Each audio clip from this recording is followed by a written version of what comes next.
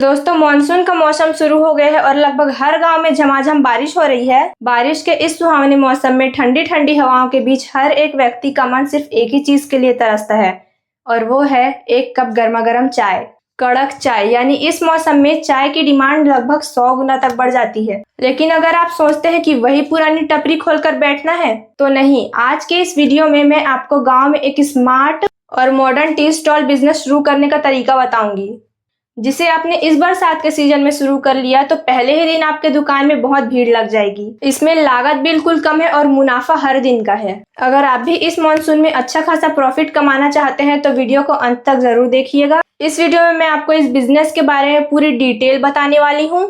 तो बिना देरी किए चलिए वीडियो को शुरू करते हैं। दोस्तों, ये बिजनेस है टी स्टॉल का। तो अब बात करते हैं हमारे सबसे पहले और मेन पॉइंट की, वो है स्मार्ट मेन्यू सिलेक्शन। गांव में जो नॉर्मल चाय वाले होते हैं वो बस एक ही तरीके की नॉर्मल चाय बनाते हैं, लेकिन बरसात के मौसम में लोगों को स्वाद और सेहत दोनों चाहिए होता है। इसलिए आपको अपने मेन्यू में 3 तरीके की खास चाय रखनी है। पहला है अदरक, इलायची और तुलसी वाली मसाला कड़क चाय।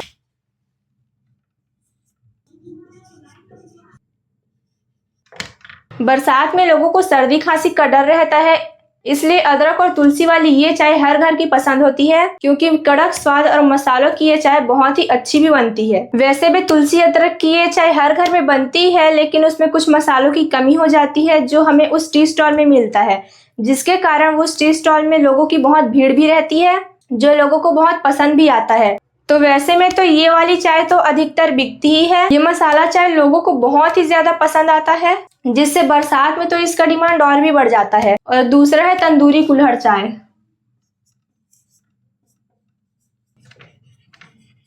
गांव में मिट्टी की खुशबू हर व्यक्ति को पसंद होती है। अगर आप गैस में कुल्हड़ को, जो छोटा सा ग्लास होता है मिट्टी का, उसे अच्छे से गर्म करके उसमें चाय डाल कर दे तो उसमें असली स्वाद आ जाता है, जिससे वो तंदूरी कुल्हड़ चाय बन जाता है। और साथ ही उसमें उस मिट्टी की खुशबू मिल जाती है, जिससे उसका स्वाद और भी बढ़ जाता है। इसी वजह से तंदूरी चाय पूरे गाँव में फेमस हो जाएगा। इस स्टॉल को अगर गांव में खोलते हैं तो गांव में तो इसका अलग ही मजा होता है और लोग इसको काफी पसंद भी करेंगे। पहले 2 चाय तो हो गए, अब मैं आपको तीसरा बता देती हूँ।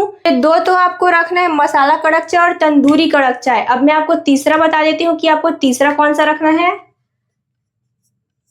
तो तीसरा आपको रखना है लेमन एंड मिंट टी।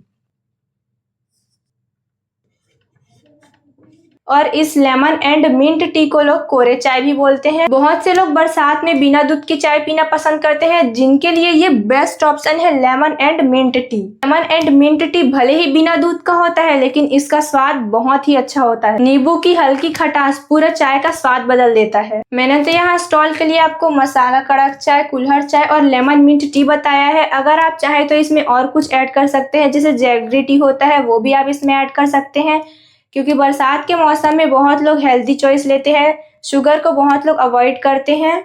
बरसात में ही नहीं, बाकी मौसम में भी बहुत लोग चीनी लेना पसंद नहीं करते, जिसकी वजह वो गुड़ या मिश्री का इस्तेमाल कर सकते हैं।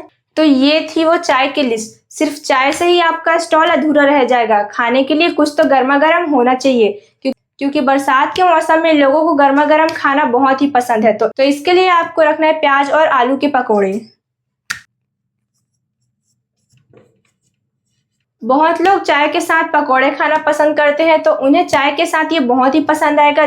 जब भी वे आपके स्टॉल पर जाएंगे चाय पीने के लिए, तो अगर वे गर्मा गर्म पकौड़े देखेंगे तो उनका भी मन करेगा पकौड़े खाने का और वो आपसे पकौड़े ले लेंगे। बरसात के मौसम में ये कुरकुरे आलू प्याज के पकौड़े हर किसी को पसंद होते हैं। सिर्फ इन आलू प्याज के पकौड़ों से ही काम नहीं चलेगा, आपको भुट्टा भी रखना है। जो आग पर सेकते हैं कोयले में, वो भुट्टा भी आपको रखना है इस स्टॉल में। भुट्टे को आपको आग में सेककर नमक और नींबू लगाकर आपको इसको देना है। बहुत ही अच्छा इसका स्वाद होता है, जो चाय के साथ बहुत लोग पसंद करते हैं। बिना चाय के भी इसको लोग खाते हैं, क्योंकि बरसात में ये बहुत ही अच्छा लगता है। उस झमाझम बारिश में भुट्टे खाने का तो अलग ही मजा रहता है। ऐसा स्टॉल आपको बहुत ही कम देखने को मिलता है। शहर में आपको मिल जाएगा, लेकिन गाँव में आपको बहुत ही कम देखने को मिलेगा।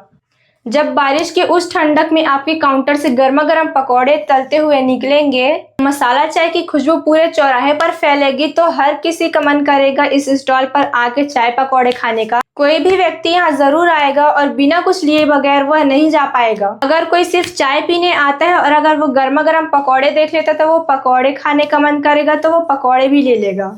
साथ ही किसी को गर्मा गर्म आग पे सिके हुए भुट्टे भी पसंद होते हैं तो वो भुट्टे भी जरूर खरीदते हैं। साथ ही शहरों में भी इसे बहुत ही पसंद किया जाता है। लेकिन मैं बता दूं कि ऐसे स्टॉल गांव में बहुत ही कम देखने को मिलते हैं। शहर में तो आपको खासकर देखने को मिल जाएंगे लेकिन गांव में बहुत ही कम होते हैं। तो अगर आप इसे गांव में खोलते हैं तो इसका चलन और भी बढ़ जाएगा और बहुत ही अच्छे से तगड़ा चलेगा। तो ये थी वो चीजें जिससे आप अपने टी स्टॉल में रखेंगे। अगर आप चाहे तो बच्चों के लिए खाई खजाने का सामान और चॉकलेट भी रख सकते हैं जो बच्चों को काफी पसंद आता है। अगर वे चाय नहीं पियेंगे या पकौड़े नहीं खाएंगे तो वो चॉकलेट जरूर खरीदेंगे। तो बच्चे के लिए चॉकलेट्स तो जरूर रखिएगा। तो इस टी स्टॉल का सारा सामान तो हो गया, तो चलिए देख लेते हैं कि इसको आपको लगाना कहाँ पे है। तो चलिए अब मैं आपको बता देती हूँ कि इसकी लोकेशन, लागत और कमाई कितनी होने वाली है। तो अब आते हैं सबसे इम्पोर्टेंट क्वेश्चन पर कि हमको दुकान कहाँ खोलना है। तो लोकेशन। तो अब आते हैं सबसे इम्पोर्टेंट क्वेश्चन पर कि आपको दुकान कहाँ खोलना है, कितनी लागत आएगी इस टी स्टॉल को खोलने में और इसका प्रॉफिट कितना होगा। तो लोकेशन, लागत और कमाई चलिए हम देख लेते हैं। गांव में ये स्टॉल आपको ऐसी जगह लगाना है जहां से लोग ज्यादातर आते जाते हैं और बारिश के समय वहां पे रुकते हैं। तो जब बारिश होगी तो लोग वहां रुकेंगे तो आसपास आपका स्टॉल देखकर वहां जरूर चले जाएंगे। इसके लिए आप गाँव के किसी मेन चौक पर लगा सकते हैं या फिर इस बिजनेस को आप शहर में भी स्टार्ट कर सकते हैं। लेकिन मैं यहाँ गाँव के लिए बता रही हूँ। तो गाँव के लिए आपको कहीं पे चौक चौराहे पर लगा लेना है या फिर गाँव का जहाँ पे साप्ताहिक बाजार लगता है आप वहाँ पे भी इसे लगा सकते हैं। तो आपको अपने इस बिजनेस को गांव में शुरू करना है और गांव में ये बिजनेस बहुत ही अच्छे चलेगा। मैंने आपको लोकेशन बताया है कि आपको अपने गांव में भीड़ भाड़ जगह में स्टॉल लगाना है और जहाँ पे चौक है वहाँ पे आपको लगाना है या फिर जहाँ साप्ताहिक बाजार लगता है वहाँ पे इसको लगाना है। आप अपने स्टॉल को बांस की लकड़ियों से और तिरपाल से एक झोपड़ी टाइप से बना सकते हैं जो दिखने में भी अच्छा लगेगा और लोगों के रुकने के लिए भी एक स्थान भी बन जाएगा। इस बिजनेस की सबसे अच्छी बात यह है कि इसके लिए आपको कोई दुकान किराए पे नहीं लेना है। आप अपना खुद का ही उस बांस से बना सकते हैं, बांस और तिरपाल से, और साथ ही इसमें बहुत ही कम लागत आती है। आप चाय बनाने के लिए अपने घर के ही बर्तन का यूज कर सकते हैं। अगर बड़े बर्तन है तो आपके पैसे भी बच जाएंगे, आप उसी से चाय बना सकते हैं। और आपको तो पता ही है कि चाय बनाने के लिए कौन कौन सी सामान चाहिए होती है।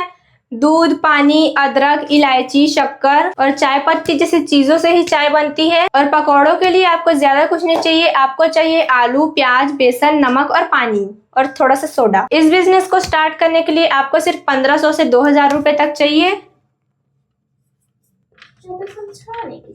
1500 से 2000 रुपए इसका स्टार्टिंग पॉइंट रहेगा। एक कप कुल्हड़ चाय आपकी गांव में आराम से 10 रुपए में तो बिक ही जाएगी।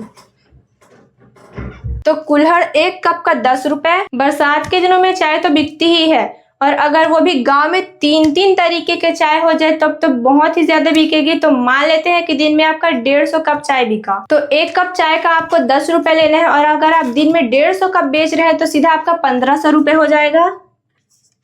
बारिश के मौसम में वैसे भी चाय बिकती ही है तो 150 कप बेचना तो बहुत ही आसान है। और वैसे भी अगर 3-3 तरीके की चाय है तो चाय तो बिक ही जाएगी। प्रॉफिट तो यहाँ 1500 रुपए हो रहा है लेकिन इसमें खर्चा भी तो लगेगा। तो अगर मान लेते हैं कि इसमें 500 रुपए का खर्चा लगेगा तो आपका 1000 रुपए शुद्ध प्रॉफिट है। आपका 1000 रुपए आपके दिन की कमाई है, वो भी सिर्फ चाय की। पकौड़े और भुट्टे का बोले तो उसका भी प्रॉफिट निकलेगा ही निकलेगा। 1000 रुपए तो आपके सिर्फ चाय का प्रॉफिट निकला है, अभी तो आपके पकौड़े और भुट्टे रह गए हैं। तो अगर आप पकौड़े और भुट्टे का भी देखें तो अगर आपने दिन में 3 से 4 किलो पकौड़े बेच दिए और आपको 4 से 500 रुपए का प्रॉफिट हो गया तो ये भी बहुत ही ज्यादा है, क्योंकि 1000 रुपए आपको ऑलरेडी चाय से मिला है और 4 से 500 रुपए आपको पकौड़े से मिल रहे हैं। अगर आप सबका टोटल खर्चा देखें तो दिन का 1000 से 1200 रुपए हो जाएगा। सोचिए आपको पकौड़े से भी 4 से 500 रुपए मिल जा रहे हैं। अगर इसमें से खर्चा निकाले तो दिन का आपका 1000 से 1200 रुपए आपका प्रॉफिट निकल के आ जाएगा, जिससे आप महीने का आराम से 30,000 रुपए तक कमा सकते हैं। और अगर आपका दिन में अच्छा खासा चाय, पकौड़ा और भुट्टा तीनों बिक रहा है तो आप इसमें 3500 से 40,000 रुपए तक का कमा सकते हैं। तो दोस्तों आप खुद सोचिए कि 30 से 40,000 रुपए महीना आप सिर्फ इस चाय के स्टॉल से कमा रहे हैं और वो भी बरसात का सीजन है तो चाय तो बिकना ही है। साल भर चाय की डिमांड तो रहती ही है, लेकिन बरसात में इसका डिमांड ज्यादा बढ़ जाता है। तो दोस्तों, कोई भी बिजनेस छोटा या बड़ा नहीं होता, उसमें बस थोड़ी सी मेहनत लगती है। तो ये था मेरा आज का बिजनेस आइडिया। आपको ये बिजनेस आइडिया कैसा लगा कमेंट करके जरूर बताइए। वीडियो पसंद आए तो एक लाइक जरूर करना। चैनल पे नए हो तो चैनल को सब्सक्राइब जरूर करिए, ताकि ऐसे ही न्यू बिजनेस आइडिया मैं आपके लिए लेकर आती रहूंगी और आप मेरे न्यू बिजनेस आइडिया को देख सके। तो दोस्तों, इस वीडियो में बस इतना ही। मिलते हैं नेक्स्ट वीडियो में, तब तक के लिए बाय बाय।